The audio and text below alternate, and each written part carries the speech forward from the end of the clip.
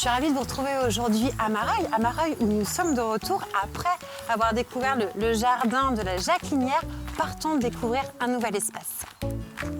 Entre plaine et bocage, Mareuil jouit effectivement d'un emplacement exceptionnel. On peut citer également ses rivières, le lait, le Marillier, ses vignes, ses coteaux surtout. Et justement, nous allons monter pour découvrir le château Saint-André.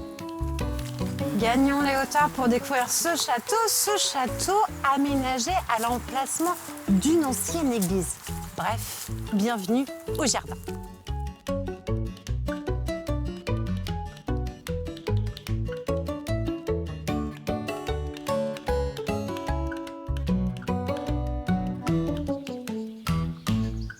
Jean-Pierre, merci de nous recevoir ici, au château Saint-André. Alors, au-delà de ce doux parfum de rose qui nous envahit, moi, ce qui m'épate surtout, c'est le chant des oiseaux ici. Le chant des oiseaux, oui, c'est vrai. On est sur un petit conservatoire. Oui, tout à fait. Il y a beaucoup d'espèces différentes. On a fait venir la LPO pour justement essayer de répertorier tout ce qu'on pouvait trouver comme oiseaux différents.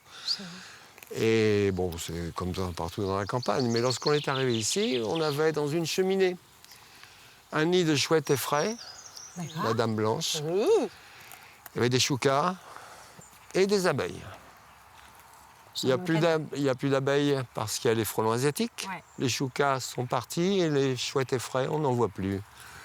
Ce qui est très, très dommage. Donc ça, c'était il y a une vingtaine d'années, une trentaine d'années? Oui, une trentaine d'années lorsqu'on est arrivé, oui. Et aujourd'hui, quels oiseaux peuvent nicher ici à Saint-André? Alors, on aimerait bien que les cigognes reviennent, mais depuis 7-8 ans, il n'y en a plus. Oui, puisque vous aviez ici un couple de cigognes. Un couple de cigognes qui revenait régulièrement dans une petite plateforme aménagée à 15 mètres de hauteur, oui, que j'ai fait moi-même, en m'attachant bien sûr.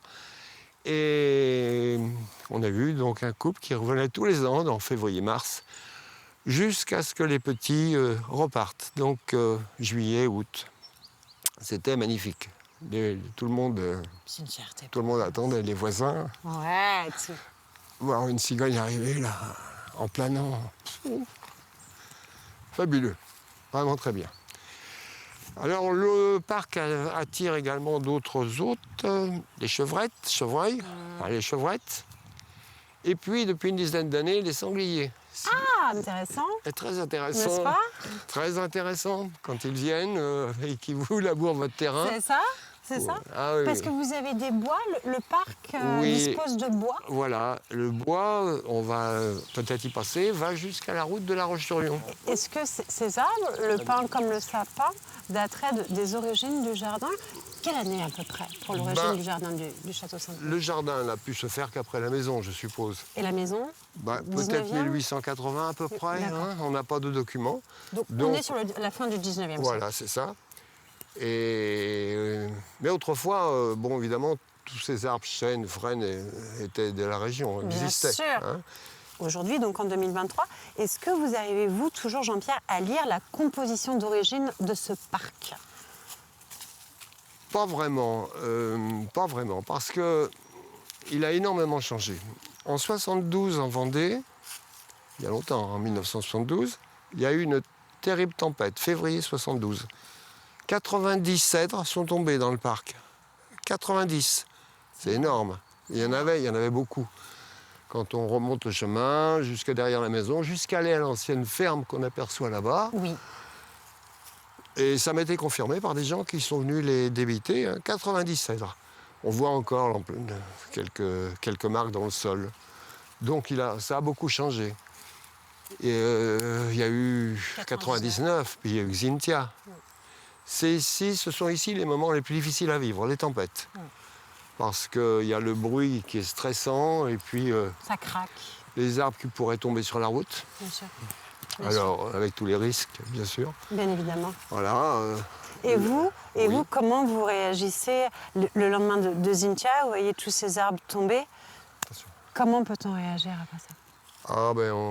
On sort à la fin de la tempête, puis on va faire le bilan et c'est terrible, c'est comme si vous-même on vous imputait. Et on prend des photos. Vous prenez des photos. Oui. Et après, est-ce que tout de suite, il y a ce souhait, cette volonté de replanter? Oui et non, parce que que les arbres tombent avec les tempêtes, c'est un peu naturel. Et on s'est aperçu que sous certains sapins, un peu plus loin, il y avait toute une vie qui sortait. Ils avaient protégé d'autres arbres. Le sapin étant parti, bien les arbres maintenant font un bosquet. Et vous ne saurez pas qu'il y avait un sapin ici. La nature est bien faite. La nature, quelque part, est bien faite. Voici donc le fameux sapin Douglas. Sapin de Douglas qui devra être classé arbre remarquable, enfin je l'espère, parce qu'il le mérite. Il est magnifique Oui, cet arbre. oui. Et un jour, j'ai eu une mariée et son photographe, ils m'ont demandé la permission de monter dans l'arbre pour le photographier. Bien. Et puis 5 minutes après, le photographe est arrivé, vous n'auriez pas une échelle, elle ne peut plus descendre. Non. Ça s'oublie pas. Ça, je ne l'ai pas évident. oublié. Ça, Donc, comme quoi le sapin Douglas crée de belles histoires. Ça m'a bien fait rire. Forcément, c'est l'un des grands-pères du parc, ce sapin. Oui, oui, oui. Vous voyez, on parlait des tempêtes. Derrière, il y a un autre Douglas. Juste derrière, oui. Et à côté, il y a une souche. Oui. C'est elle-même.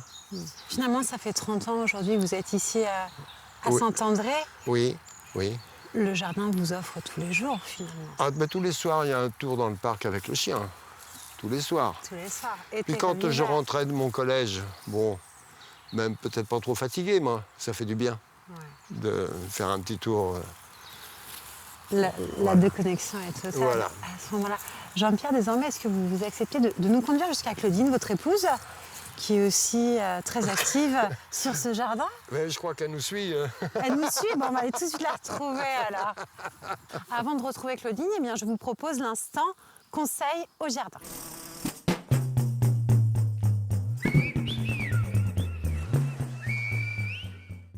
L'hiver approche. Comme nous, on se couvre, les plantes aussi, il faut les couvrir. Donc par toutes, celles qui craignent le gel ou les températures inférieures à 5 degrés. Première protection que l'on fait, les couvertures au niveau de la terre du pot. Deuxième protection, ce qu'on appelle les voiles d'hivernage. Ils existent sous forme de housse, avec ou sans fermeture, ou sous forme de grands draps. Comment pose-t-on un voile d'hivernage? Sous forme de housse. On ouvre la housse et on enfile par-dessus la plante. On englobe toutes les branches et on n'oublie pas d'englober le pot. Et on relève au-dessus. Le voile d'hivernage protège du froid, mais n'empêche pas la plante de respirer. Par contre, n'oubliez pas, il faut continuer d'arroser l'hiver. Le voile d'hivernage est une protection contre le froid. Mais dès que les températures sont supérieures à 6-7 degrés, n'oubliez pas de le retirer. La protection que j'ai mise sur la terre permet de protéger du froid, mais également de garder l'humidité l'été. Celle-ci, vous n'êtes pas obligé de la retirer. Le drap d'hivernage existe en 2 sur 5 ou 2 sur 10 mètres de long. C'est un immense drap que l'on déplie et qu'on entourne autour de la plante comme une momie. Il existe différents grammages de voile d'hivernage. Ça va de 30 grammes au mètre carré à 210 grammes du mètre carré, en fonction de la plante à protéger et du froid dans la région dans laquelle vous habitez. Pour savoir quelle plante protéger, n'hésitez pas à venir voir nos conseillers. Et surtout, couvrez-vous! Alors Claudine, là on arrive au niveau du Clos des Roses et des clématites. C'était votre souhait de mettre en place ici une partie réservée uniquement aux roses, aux fleurs en général? C'est un lieu entouré d'arbres, très apaisant, très serein. Oui. Et très doux. Donc nous y célébrons des mariages. Ah, des mariages sont célébrés ici? Oui, oui, oui. Et donc là, combien de variétés de roses sont plantées? Alors ici, ce ne sont que des grimpants et il y en a 50. 50. Associés à des clématites qui en ce moment bien sûr ne sont pas fleuries. Bien évidemment. Mais au printemps s'enroulent autour des rosiers pour former une haie fleurie magnifique. Il doit y avoir un parfum absolument... Parfum, couleur et Oui, douceur. C'est ça, donc tous les atouts pour bien réussir un mariage, dirons-nous. Après, j'imagine que d'un point de vue rosier, vous devez avoir les variétés les plus emblématiques. Je pense à la pierre de Ronsard ou autres peut-être. Oui, mais nous recherchons, enfin je recherche des variétés plus rares Oui. et plus collection. Du type? Eh bien, mon catalogue préféré, c'est celui d'André-Ève, Oui. qui est le spécialiste des roses anciennes en France. Donc ça, c'est vraiment votre création. Est-ce que vous avez fait d'autres choses? Est-ce que vous avez créé d'autres espaces au niveau du parc Saint-Honoré? Alors oui, je démarre un projet qui a commencé en septembre 2022, Ah oui, donc tout récent. tout récent, et qui est de créer une forêt blanche. Alors, qu'est-ce qu'une forêt blanche? Alors une forêt blanche, c'est une forêt qui ne sera composée que d'arbres à feuillage panaché vert et blanc ou d'arbres fleurissants blancs, Magnifique. j'espère. Vous avez accepté de nous y conduire, Claudine? Tout à fait. Ah ben, je vous suis là. Quelle variété quand on parle de forêt blanche? Alors la forêt blanche, elle est composée aujourd'hui, mais elle va s'étoffer, essentiellement d'érables, érables panachés, flamingo et drummondville, d'un Quercus ceris argenteo variegata, nom savant qui veut dire chêne panaché. Le plus beau que j'ai vu, c'est celui du jardin de Kerdalo en Bretagne. Et donc je suis tombée amoureuse de ce chêne. Composé de cornus, différentes variétés de cornus, d'amélanquier et de seringa. Alors là encore, Claudine, à ce moment-là, vous vous êtes fait conseiller ou c'est vraiment une création? Je me suis fait conseiller par des amis très chers qui sont Marc et Alain de Chaligny. D'accord, ok, très bien, qui sont d'excellents conseils. Qui sont d'excellents effectivement. conseils et qui m'ont même aidé à implanter les arbres et les arbustes. En revanche, question dont la réponse sera peut-être un peu fâcheuse, je ne sais pas, Claudine, mais effectivement, ces arbres ont été plantés l'année dernière. Ils ont ensuite été frappés par la sécheresse, en fait. Ils ont été frappés par la sécheresse au printemps, cet été. Donc nous avons arrosé toutes les semaines. Ouais, Nous avons paillé, c'est ce que je vois. ça c'est très important, et arrosé toutes les semaines. Est-ce que vous sentez la grosse différence avec le paillage? C'est-à-dire une humidité constante? Oui, ça fait beaucoup de bien Ouais. aux arbres et aux arbustes. Vous conseillerez ça aux personnes qui regardent l'émission aujourd'hui, c'est-à-dire le paillage fait. plus au moment Tout à où... fait. Et il faut qu'il soit le plus neutre possible, le broyat. Claudine, à vous écouter parler, à voir tous vos projets, est-ce que ce sont les arbres qui vous ont attiré ici à Saint-André ou c'est le château? Non, les arbres. Ouais, les arbres. c'est bien ce qu'on Le ressent. parc et les arbres.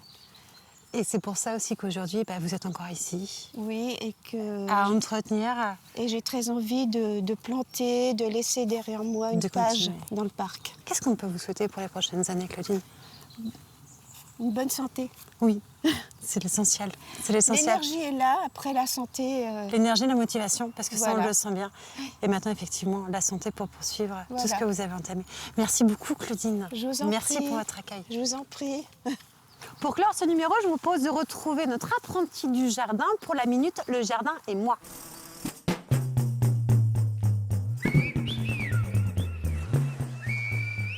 Très présent notamment sur les arbres, le lierre a souvent été mal perçu par les plus anciens.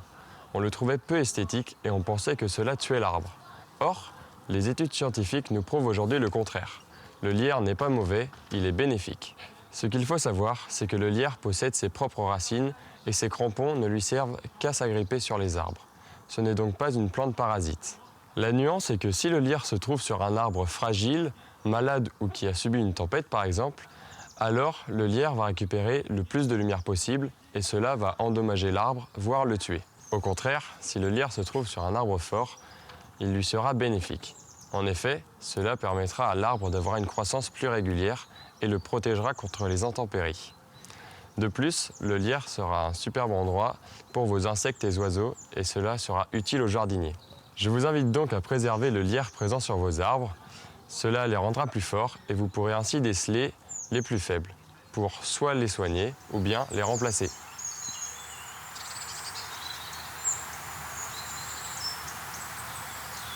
J'espère que vous aussi, vous avez été séduits par ce doux parfum des roses. Alors sachez que le parc du Château Saint-André ouvre pour les rendez-vous nationaux du type Rendez-vous au jardin ou encore les Journées européennes du patrimoine. Rappelez-vous également que Claudine et Jean-Pierre ouvrent leurs portes pour des événements du type mariage ou encore anniversaire. Pour toutes ces questions-là, n'hésitez pas à consulter leur site internet. Pour ma part, je vous donne rendez-vous prochainement pour un nouveau numéro de Bienvenue au Jardin.